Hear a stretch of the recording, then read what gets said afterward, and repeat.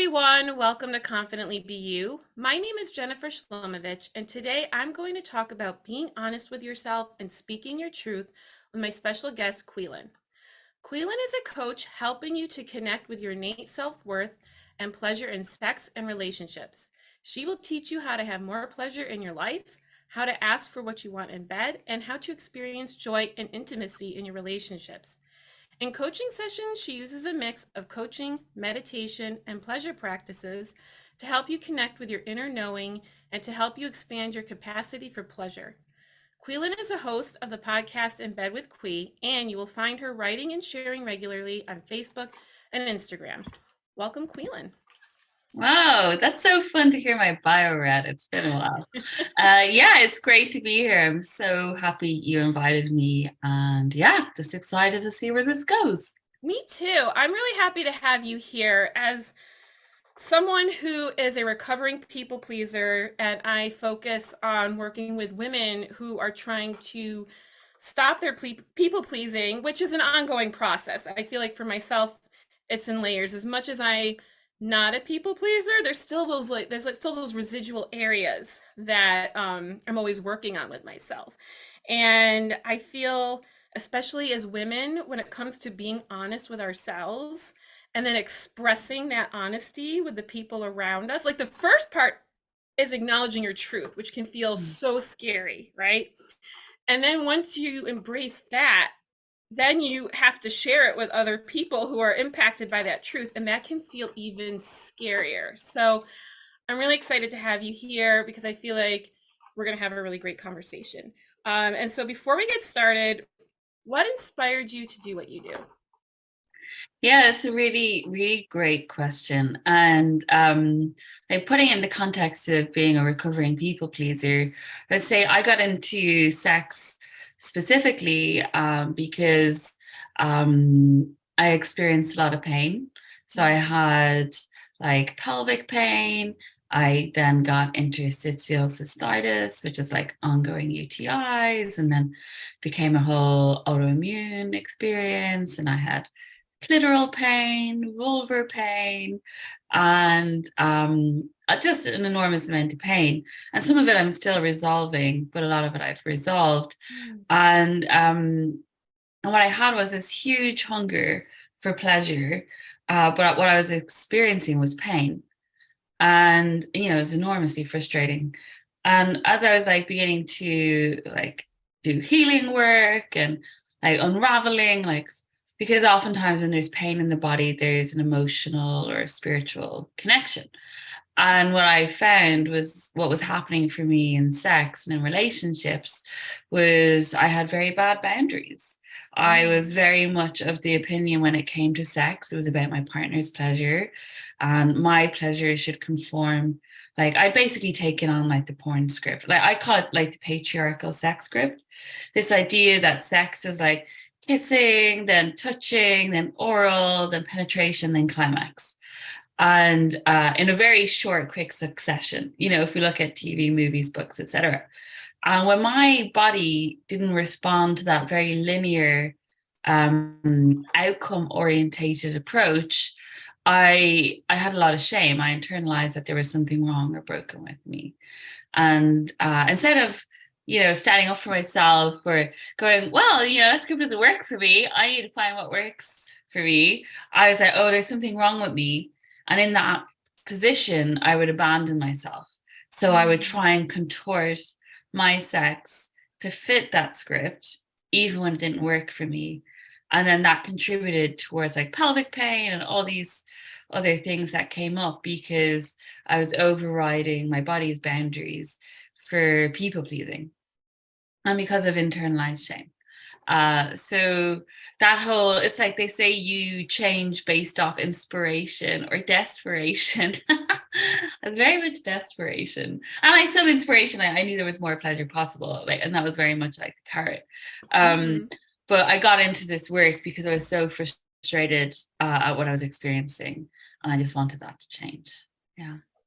Wow, I just want to say how incredibly brave that is because not, first of all, just to acknowledge and be and honor your truth with yourself. And now you're sharing that with other women to help them, which is incredibly brave because this is a topic that's so personal. And I think it's wonderful that you are putting yourself out there to help other women with something like this in all areas of, sex and women's, reproductive health and all of those things. It's so delicate, and it's something that, especially more so now, but it's still taking time for those honest conversations to come up and that support that women need in those areas.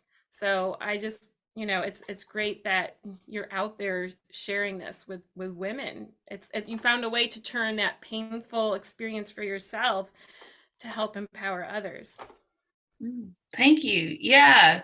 It's so funny because on the one hand, like I'll be very honest, like on the one hand, I'm like, wow, I'm so brave and amazing.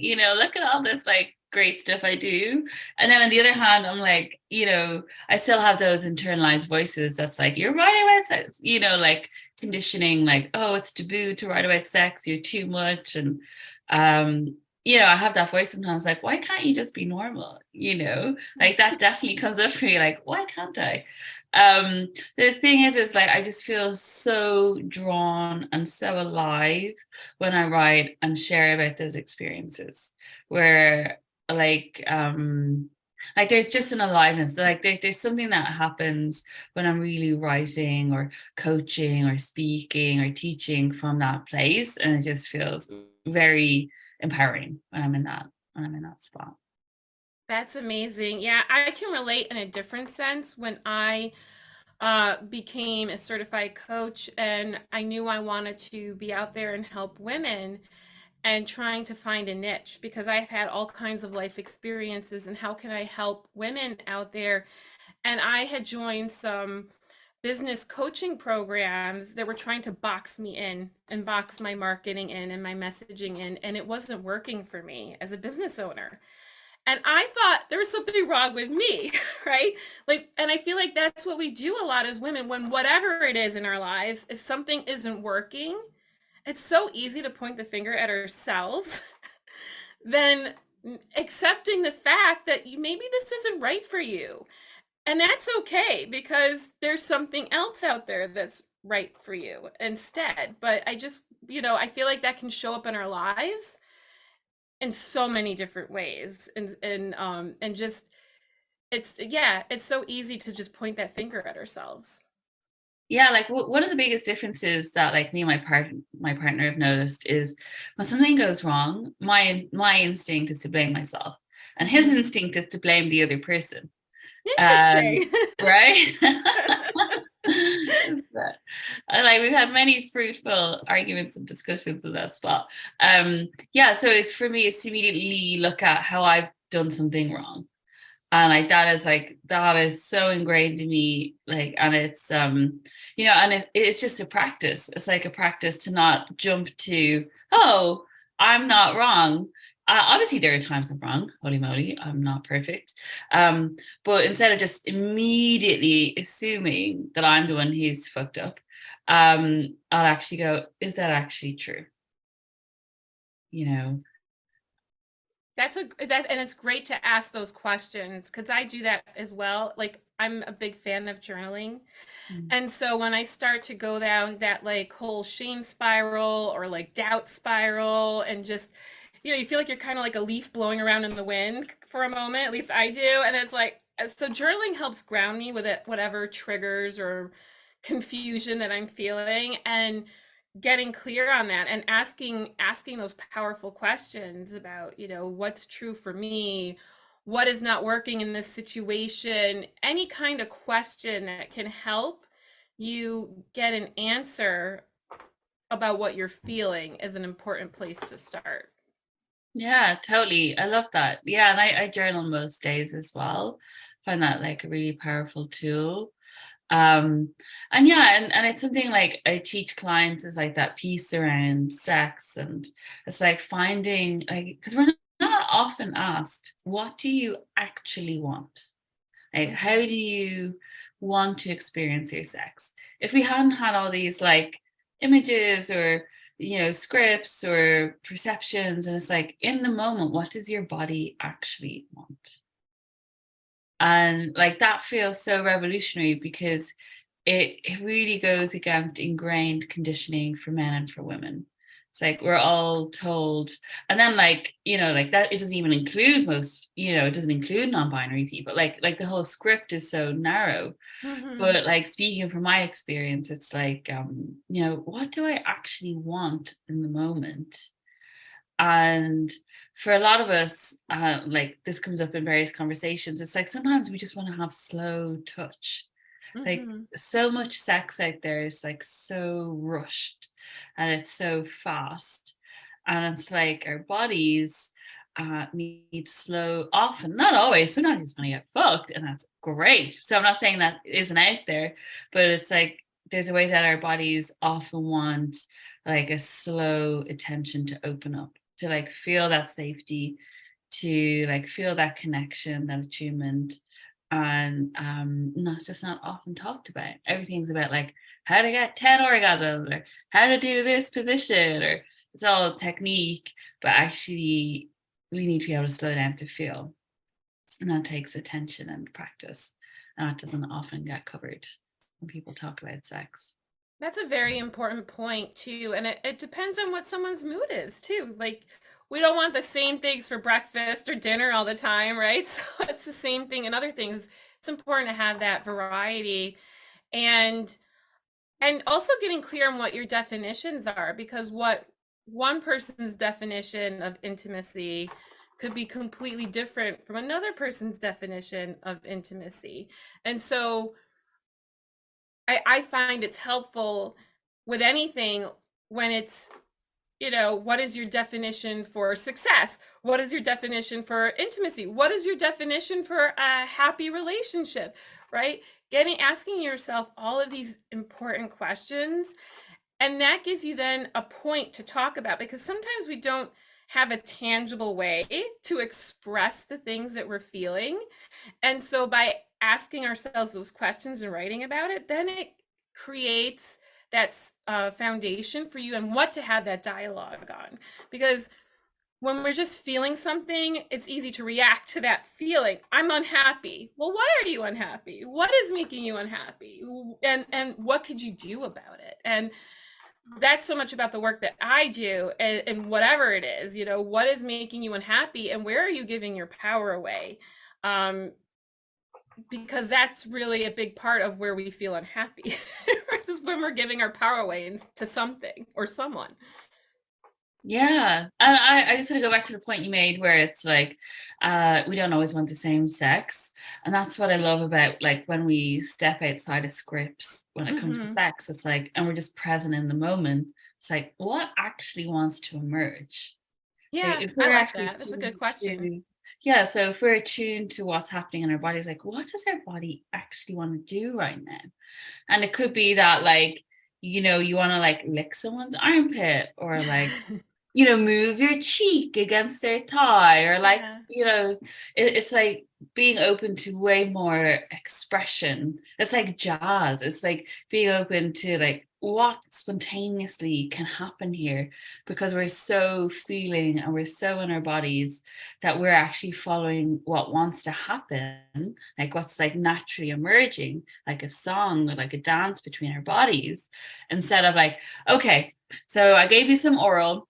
Next is we do, instead of what can feel a bit more scripted. So yeah, absolutely. I love what you said about all different types and flavors of sex being on the menu. And I feel called to say, like, I have like worked with various clients who are into like BDSM, or who are into like sex parties, or who have various lovers. And then I have partners who are more or partners. I have clients who are more monogamous, and like there's a whole buffet out there when it comes to variety, Hmm. that if people want to explore, and that's amazing. It's all there to be explored if that's what you want. And if you don't, because sometimes people go, oh, I should be at sex parties, or I should be BDSM, or any of these things. Like, there's so much that can just be explored with two people. That's really powerful as well. I just wanted to say those points. Yeah, Um, those are very good points. I want to circle back to what you said about using the word should, mm, right? When I find like when we should ourselves, it's like there's a fear element to that. It's but when you're saying I want to do something versus I should be doing something, there's there's something fear-based around the should, and there's something authentic to who you are around the want. What are your thoughts on that? Totally. It's actually one of the biggest inquiries that I have with my clients. It's like, where are you in your life operating out of should, out of obligation? Because it's a Mm-hmm. huge energy leak. It's a huge energy cost to do what you think you should, because that requires a lot of effort and force because you're doing something you actually don't want to do. Whereas when we're doing things that we want to do, there's like an effortless to it, like there's a buoyancy. There's like, oh, this is easy because actually I really want to do this. Whereas when it's like, oh, I should do this, it's like homework, Mm-hmm. it has that heavy quality. And so, Mm-hmm. like, one of the things I often get my clients to do is like, where are you operating at a should? And it's like, I'll get them to do an inventory of like looking over their schedule. It's like, is there anything here that you're just doing because you think you should? And then like we work on that together to not do that. um yeah, and I suppose I also want to add, yeah, when we're doing something, like when I'm encouraging someone to feel that in their body, should often feels like a contraction, like a Yeah. closing or a heaviness, or like, oh. Whereas like a desire will feel open and like buoyant and light or energetic or tingly are some of the words that come up. So I'd encourage people to like feel it on a felt sense as well to make that decision. Yeah, absolutely. What with my clients, we talk about force versus flow, right? Mm. And that's just another way of saying that, like where you feel like you have to force yourself doing something.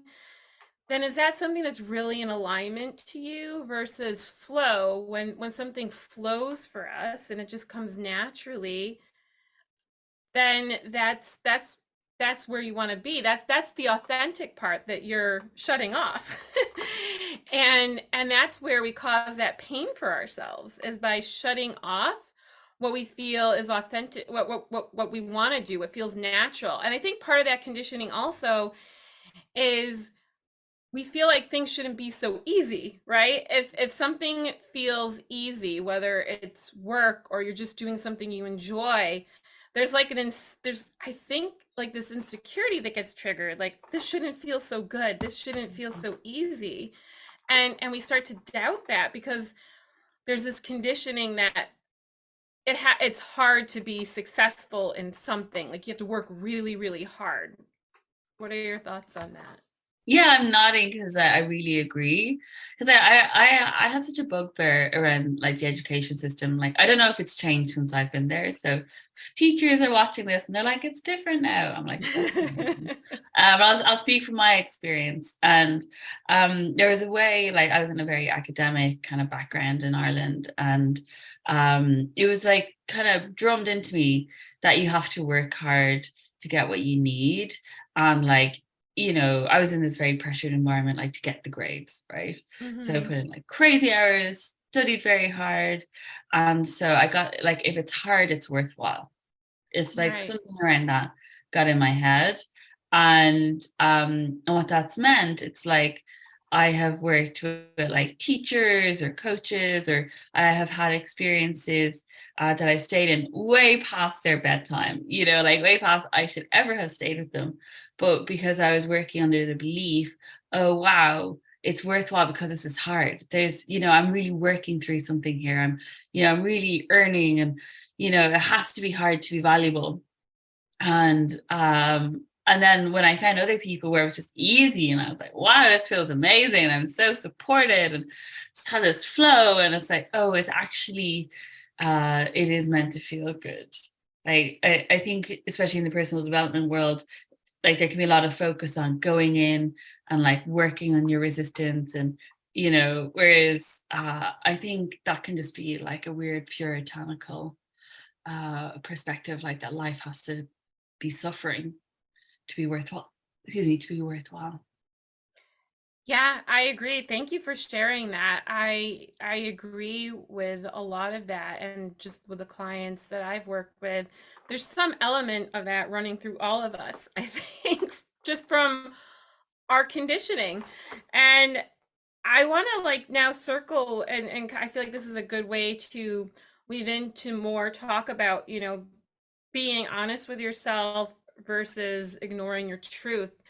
Because when it can feel easier to ignore something that's true for us.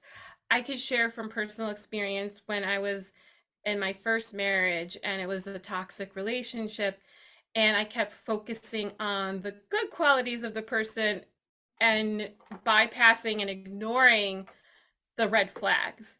And I kept ignoring them. And that felt easier for a bit until I was just so unhappy and really lost all sense of who I was. And we rob ourselves of being who we are and enjoying that when we're so busy putting other people on a pedestal, ignoring our own needs, and ignoring red flags about other people's behavior.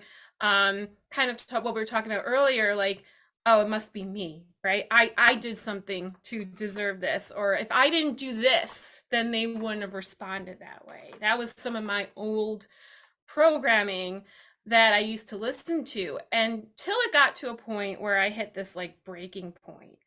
Mm. And that's when I had to really be honest with myself, which started with journaling and then led to therapy and then other types of just work on myself. And it's building a muscle because in the beginning, it's very, very hard to first acknowledge the truth to yourself about whatever it is in your life, whether it's about sex, relationships, careers, anything that is what we're used to with ourselves and we're conditioned to believe about ourselves and the world around us. When that gets challenged, it can feel very uncomfortable in the beginning. But I find the pain from ignoring that for so long is so much worse than dealing through the original discomfort of addressing it in the moment. And now I don't let things go too long before addressing them. Maybe I might wait a little bit just to get more information so I can have a tactful conversation about something. But I really want to I want to talk a little bit more about that, self-abandonment and how it's more painful to ignore something long term versus addressing it in the immediate moment that it's happening.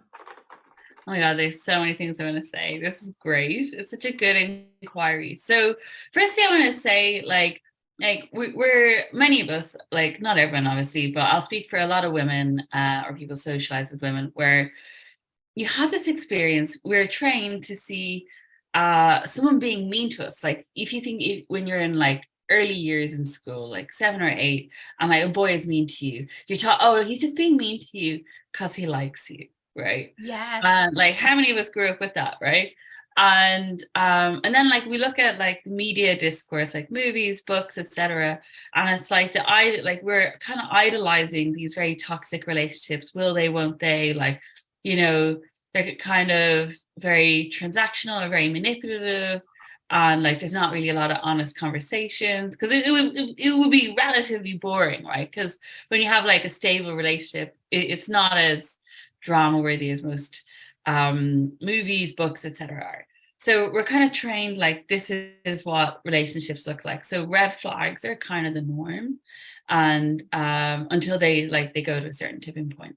So we have that as a culture. Then we also have the piece where girls are often like, it's like we're approved of or seen as good girls when we give, when we martyr ourselves, when we're like, like the whole idea of a mother being someone who just gives and gives and gives, the whole idea, but like, you're the caretaker, you put other people first. And so we're trained to give. So all these like cultural memes, cultural structures basically mean that it's very comfortable to be someone who's in a relationship where you don't have your power and when you're giving, because there's a lot that reinforces you to do that. There's a lot of scripts out there. There's a lot of like examples of relationships out there that align to that. And when you are making the decision to step outside of that and to go, actually, I'm going to have my power here. I'm not going to give until I'm dead and dry. I'm going to have boundaries and go after what I want. A very real fear comes up that I won't belong. And belonging as a human being, if we feel like we're not going to belong, that actually feels like death. It Yeah. genuinely, because of evolutionary purposes, if you didn't belong, you were dead. So the fear is real, because sometimes people go, oh, why didn't she just do this, or why didn't I just do that? It's like that fear that's telling you not to be honest or to have boundaries or to put yourself first is very real. It's a very real fear. And like what you described, where you have to hit a very rough rock bottom to go, actually, I, even though this fear is intense and it feels hard to be someone who stands up for myself, you didn't say it this way, so I'm paraphrasing, so obviously adjust me if I got it wrong. um it's like you have to have some awakening, some pain for most of Hmm. us to go, actually, I want to put myself first. I want to fill my cup, my body with pleasure. I want to do what turns me on, what brings me aliveness, what thrills me, what's congruent and in alignment with me. Scripts be damned. Parental, cultural, family, peers, all those like norms be damned. And that process is hard. It's really hard, but really rewarding. And it's like having empathy and compassion for yourself for finding it hard, I think, is really important. Hmm. Because sometimes, and I see this in the coaching world a lot, we jump to like personal responsibility, like, how did I do that, how did I contribute to that, oh, I need to look at my part. Absolutely crucial that we do that. Like you don't get anywhere without looking at like how you can shift your behavior. But it's like that actually needs to be on a foundation of self-compassion, because it's not easy being raised in a culture that does basically train us not to listen to our own bodies, needs, desires, wants. Yeah. So once you have that foundation of compassion and understanding of like where this has come from, then it's like, and you've grieved and had the anger and the emotional work, because it's so important to go into the body with these things, and actually honor the part of you that feels hurt and abandoned and angry. So crucial for that part. Then it's so powerful to go, okay, how can I just, how can I be more honest? How can I choose people that are actually kind and, don't treat me like garbage? How can I express my desires? How can I hold boundaries? And so it's like, then like, that's what I see as being the evolution. But it's not linear, because sometimes you'll be here looking at your part and like changing your communication, and then loads of emotions will come up, and then compassion. And so like it's all more jumbled, but I think they're all necessary for that evolution. I love everything that you just said. And I especially love the point about how you said it's not linear. Because for me, it's been a scattered hot mess over the past year. I started that point, it was like around the fall of 2009 where I hit that, okay, this is enough, Mm. and started to speak up. And then earlier that year, January 2010, I went to therapy and started working on my self-esteem. And that first month was absolute hell because all of these things that I was ignoring and didn't want, I was just sweeping it under the rug for so long. Eventually, you run out of space. Our brains will run out of space to retain all of that. And to address that, it was so uncomfortable. I felt ill. It did feel like a death. It was just like so much. And I had to just kind of like find a way to take care of myself while working and taking care of my son, who was much younger at the time, while dealing with all of that. And then after a month of that work, that's when all of a sudden this amazing clarity, like I felt this part of myself I never experienced before, where I felt lighter, I felt happy, and then I felt very clear on what I needed to do. And I gave my ex that opportunity to work on things. But then we ended up filing for divorce 3 months later because basically I wasn't following that old programming, right? Of being a people pleaser, just constantly letting him have his way. And when you're saying no, when you're saying yes to someone else, you can be saying no to yourself, right? It's the reverse, where when you're saying no to somebody, you're saying yes to yourself. And the part that I had to take personal responsibility for was that I spent like 11 years almost saying that this was okay to treat me this way until it just progressively got worse. And I want to just shed light on the fact that when you do get help and therapy, it feels awful. But Mm-hmm. then when you get on the other side of it, that's when the magic starts to happen. And uh one of the things that he had said to me was that my therapist turned me into a bitch.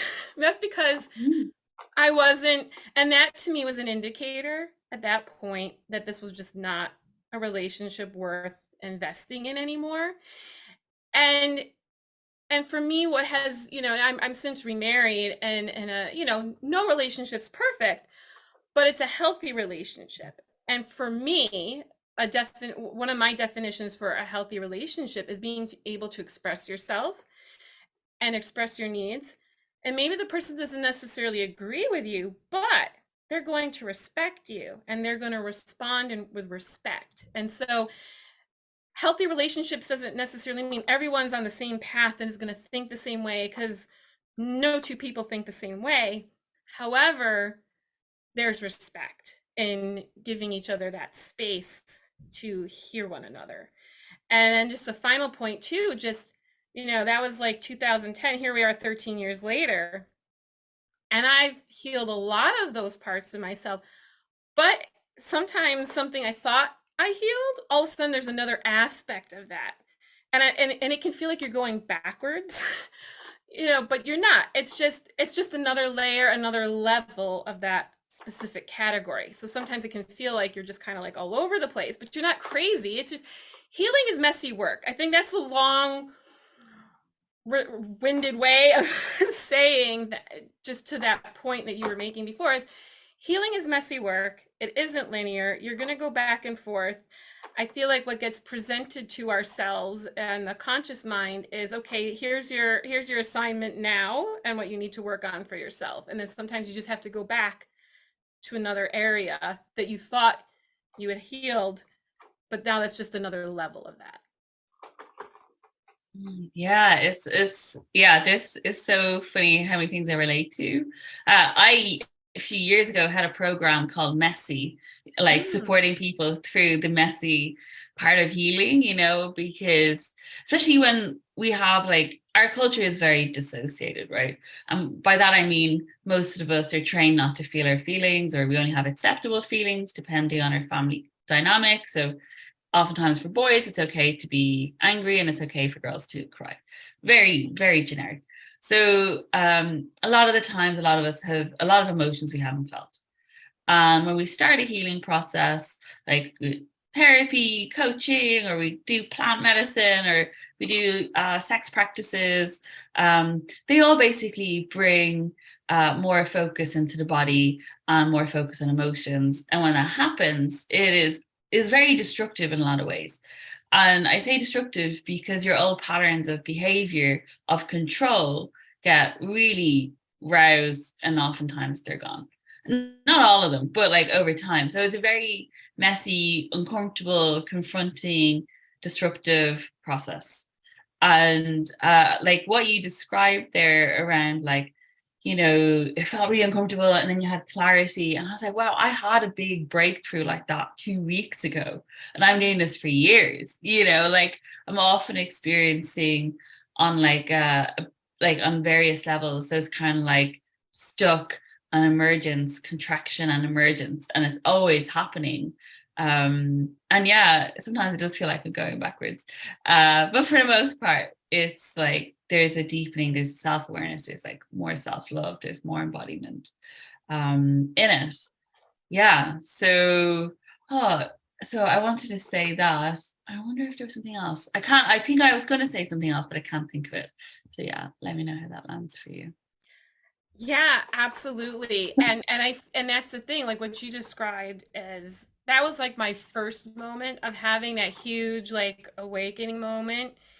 And you're gonna and I've had various stages of those when I do some kind of work or with a professional, whether it's a therapist or a coach. I've been in and out of therapy for various different phases and stages in my life, and then also working with coaches, and then also just what we were saying in the beginning of this is what asking ourselves powerful questions, Mm. you know, the journaling, and then you have those big moments of like, wow, all of a sudden your life makes sense. And yes, there are things that are out of our control that we don't have control over, but what we do have control over is how we respond to those things. Mm. And when we work on that, when we work on ourselves, we're able to respond to things in a way that's going to serve us better, and instead of a way that might lead us down more of a destructive path. Yeah, exactly, like that decision process. And for me, like all my practices have contributed towards that capacity to make a better choice or to stay more grounded in the moment. Yeah, and I wanted to say that for like when it comes to sex, a lot of women find the like that level of communication like to be really scary. So it feels really scary for a lot of women to go, actually, I have a desire to do this, or for you to do that to me, because like there might be fear of like, oh, I'm going to hurt his ego, I'm being greedy, I'm being selfish, I'm being too much, do I really need it? And like we can spin out. And because sex is so taboo and it's so personal and so undiscovered for a lot of people around like how they feel about it. So when like you can communicate that in relationship, it can stir up a lot. It's Yeah. it's very chargy. I can be, not always. So it can feel scary to do that. But I see it often with clients, like leaning into that edge of being really honest, like these are my sexual desires, like this is actually what I need and what I want, is then you have a far more alive connection, far more alive relationship, because you're actually being honest. And truth is sensational, Yeah. because you're actually being honest. Whereas if you're like hiding, that often means then you're resentful. So even though I didn't tell someone, oh, I want them to do this, like I'll give you an example. It's like if I didn't communicate to my partner, I would like more oral sex. And I haven't told him because I have a story that he would think I'm lazy or selfish or whatever. And so I haven't even given him the chance, but I have a story that he wouldn't want it. So then I'm resentful at him. I'll hate him. I'd be like, that he wouldn't give me more oral sex because he'll think I'm lazy, and then I'll be a bit disconnected from him, and then I'll be like, oh, I'm a bit short with him. I'm like, oh, sex is all about him, and I'll go off in this kind of spiral. Uh, but I actually haven't communicated that to my partner, so all they're experiencing is me being disconnected, resentful, and like our connection doesn't feel as alive because I'm withholding. I'm literally withholding my vulnerability and my honesty. And so instead of the energy flowing towards him, the energy, I'm withholding it. So it's hard for things to feel alive and exciting between us because I'm holding stuff back. So like leaning into that edge of being more and more honest is where the aliveness is. And so when people are like, oh, why don't things feel alive? It's like, well, like, how can you be more honest? What's being withheld? What can you share here? Is there a vulnerable thing that you want to share? So yeah, I just wanted to get that in and share that. That's a very, very important layer that you added to this conversation. Vulnerability, right? If we're not vulnerable with our parents or with our partners, I mean, we're shutting ourselves off.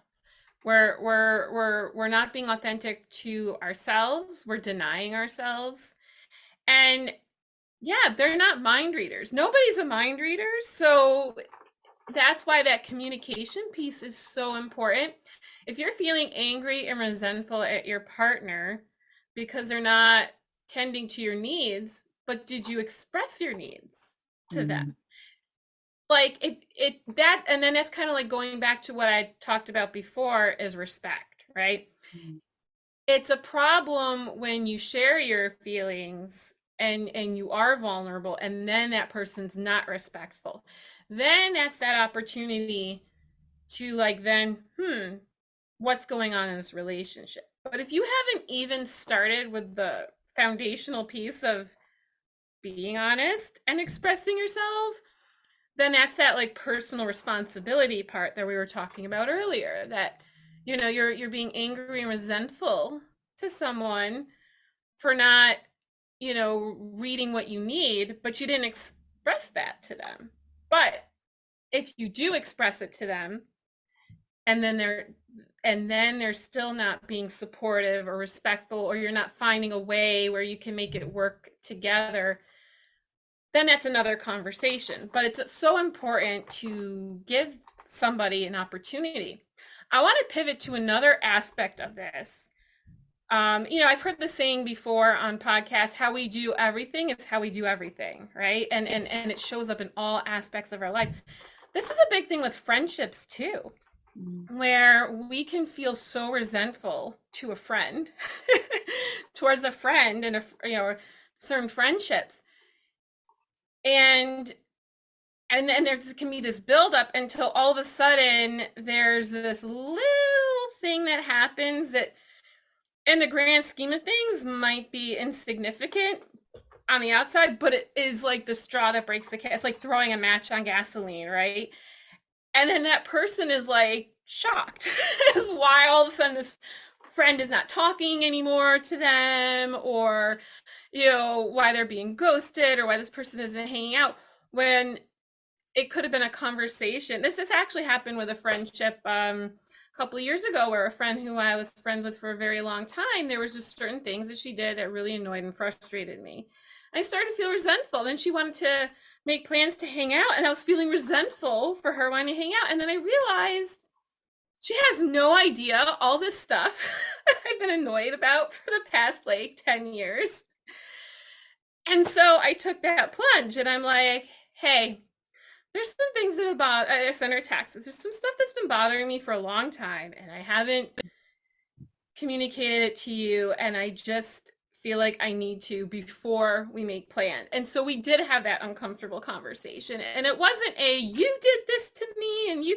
It was a when this happened, this is how I felt, and when this happened, this is how I felt, and we talked about it, and then it helped me then, her response to my feelings then helped me determine, is this a friendship worth keeping? And it goes to that respect piece, right? If you approach someone respectfully and say, hey, this is bothering me, and they can respond like, we do things we don't even realize it. Sometimes we can upset somebody, and we may not realize it until someone, whether it's our partners or friends, family, anything, coworkers, we have it, we can unintentionally upset somebody, and it's not going to come to anyone's awareness until it's brought to the attention of the person who did the thing that upset you. And so it's so important to have that communication and expression, because the more you do that self-abandonment, the more that resentment is just going to build up, when you could have made things better by just being vulnerable and sharing. Yeah, God. I have ghosted. I have been ghosted. Both are devastating. It's a terrible, oh, terrible practice. And I get it on both sides. Like, I really understand. And I Mhm. think what I love what you're talking about is like by being honest, like you can actually see if the person's going to respect you or not. Yeah. And you also clear the air. And I suppose what I would add to that is people are afraid in relationship when it comes to sex or with their partner, like, oh, if I say this thing, they'll break up with me or they won't want to do it, or I'll find something out about them that's too scary to find out. But it's like, so I get that because it is scary. But you were with someone, and like if you were to say to your partner, I want sex 10 days out of 10 or something, I don't know, off the top of my head, and they were like, but you're afraid to ask them for that because you think they'll say no. And then they say, actually, my capacity is 1 day out of 10. And because it's scary to hear that truth, because then you'll both have to go, well, maybe we're not compatible. Like, because it might actually bring up truth that something like that isn't like a great example of something being incompatible, but like there's more nuance, but we'll just talk about it from that perspective. And it's like, oh wow, because then we actually will see the truth of where we both actually lie in that moment. And it Yeah. might be that we're actually not meant to be together or spend time with each other, because I've had those honest conversations with friends and with partners as well, and it has led to a split. And that's why we're afraid sometimes. And sometimes it means like those conversations mean we can be more honest and like, wow, I can actually get the thing I want. Wow, this is so good. Or we feel closer. We're working through it. It's so exciting. Or it can be like, oh, fuck, we're actually not right for each other. We're Yeah. not compatible. And that thing that I was holding back on is actually so important to me. And their version is so important. And it's like we're avoiding the truth because we don't want to split. But meanwhile, we're in limbo with someone who we're not being honest with, and we're not being honest with ourselves. And we're stopping them from living their lives with someone they are actually congruent with. And it's just like, it feels devastating and heartbreaking sometimes, but it's necessary for us to actually be congruent and be with people who can actually meet our needs and where they can find people who can meet their needs. So it's important for that reason as well. Absolutely. There's a few things I want to touch on what you were just sharing. It's so much easier for us, I think, with our conditioning to abandon ourselves than to give someone the option to potentially abandon us for something that we Mm. want. Yes. Yeah, I feel that. It's so much easier. And also, oh my God, there was another point I wanted to make because you said so many good things there. Um,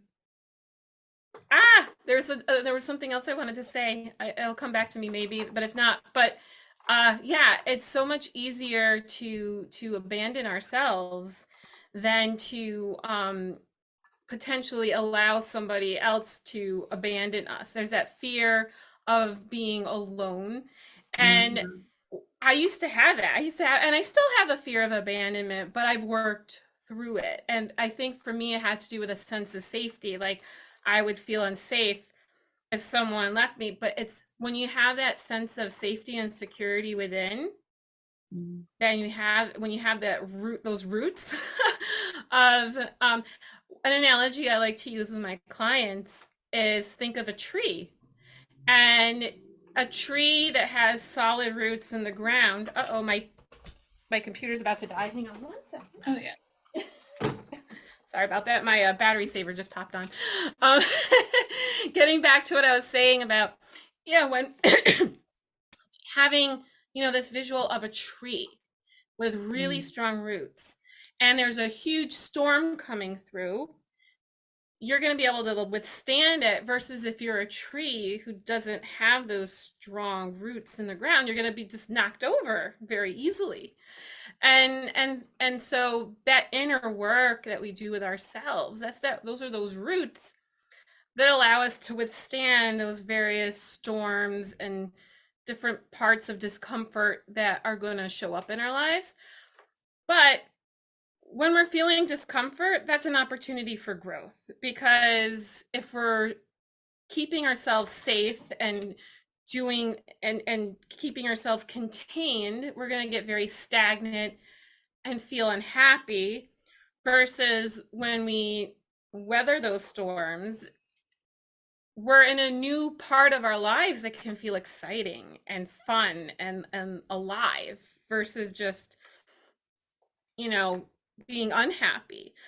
A big influence for my life was my mother. She died in 2007. She kept saying for years, next year I'm going to do this, this, this, this, and this.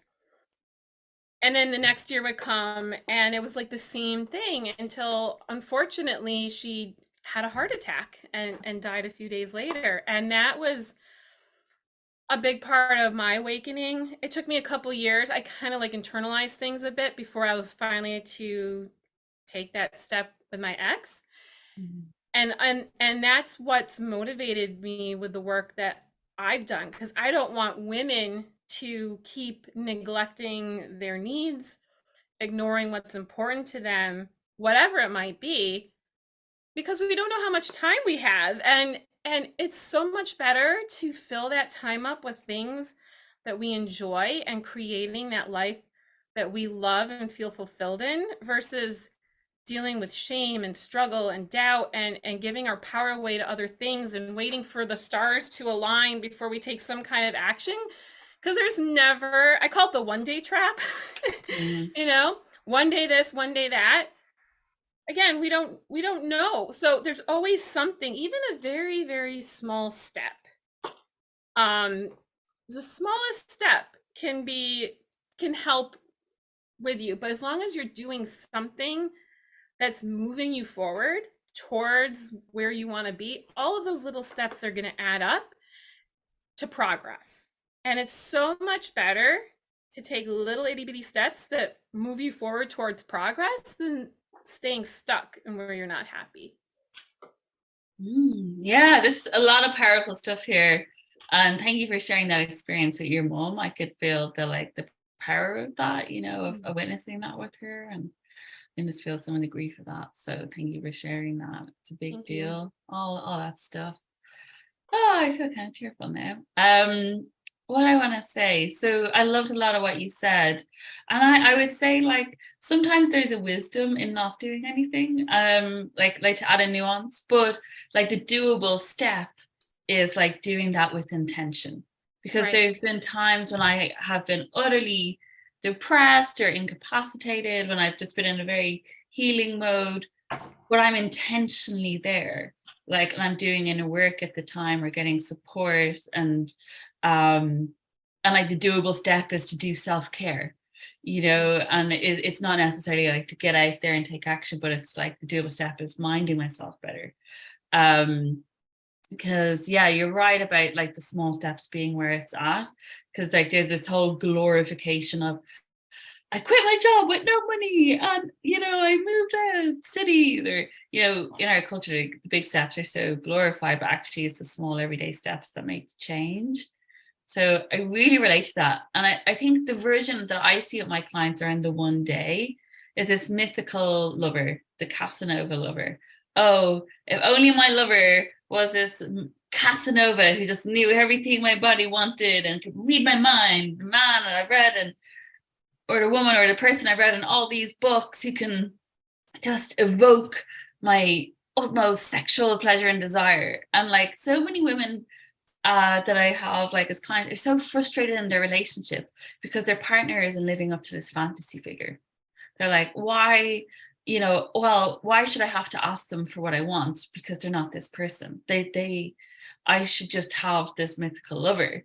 And it's like, and what I always tell clients, a bit cheeky, it's like, I've slept with a lot of people who have been deep sexual practitioners. Like, I've gone to like different events and slept with various people. It doesn't matter who they are. You still have to ask for what you want.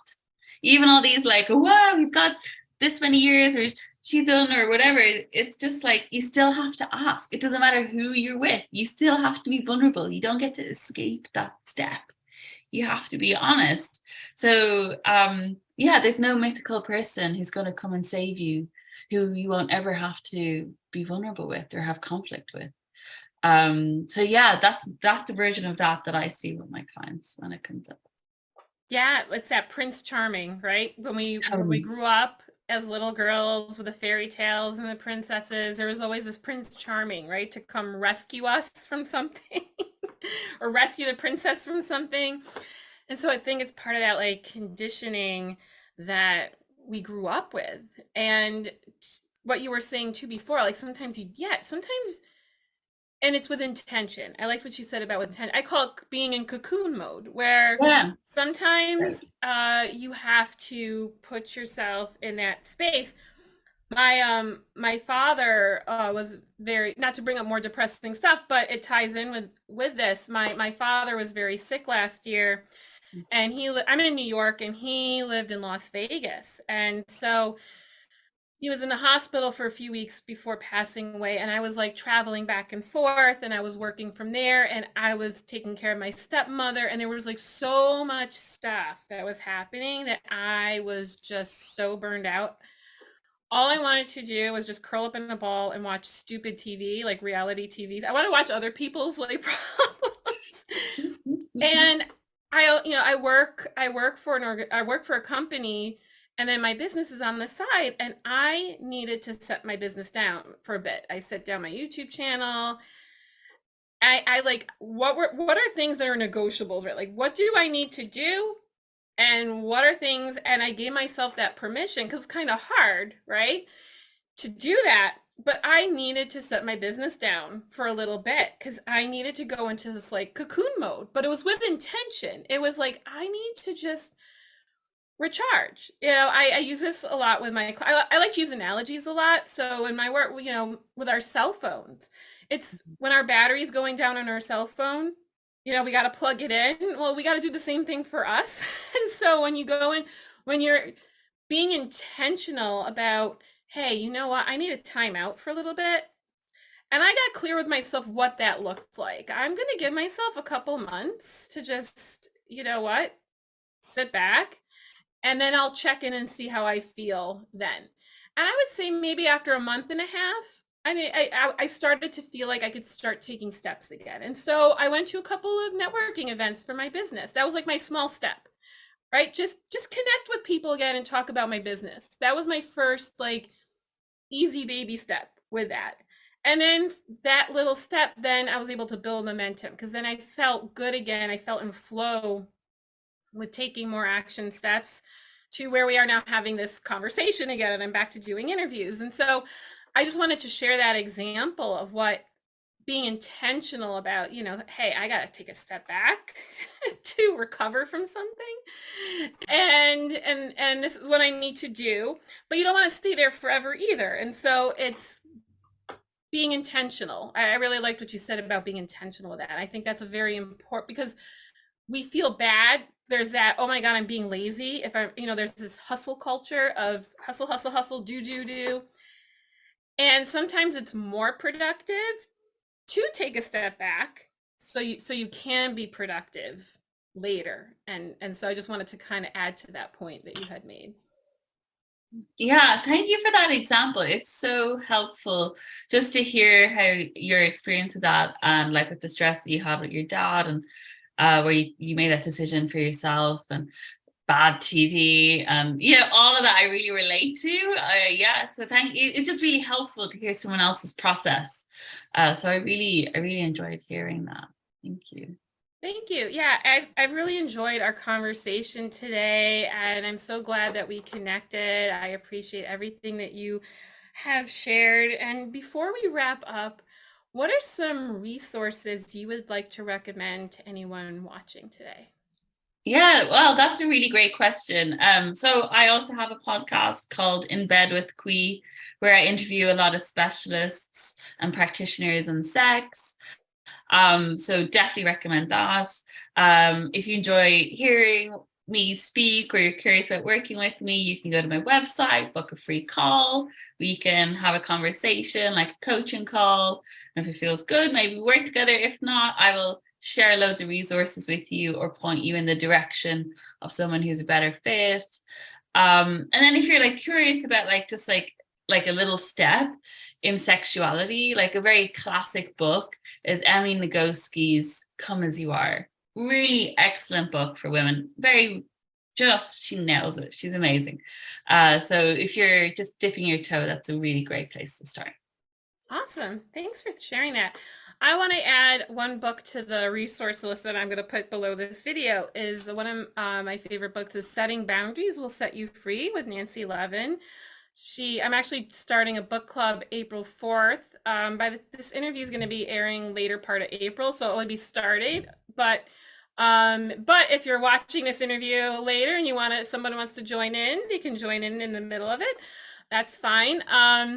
Yeah, but setting boundaries will set you free. I'm doing a book club around it. It's such a great book because it helps with that, facilitate that honest conversation with yourself and gives you the steps and tools so you can have those honest conversations with others around you. So.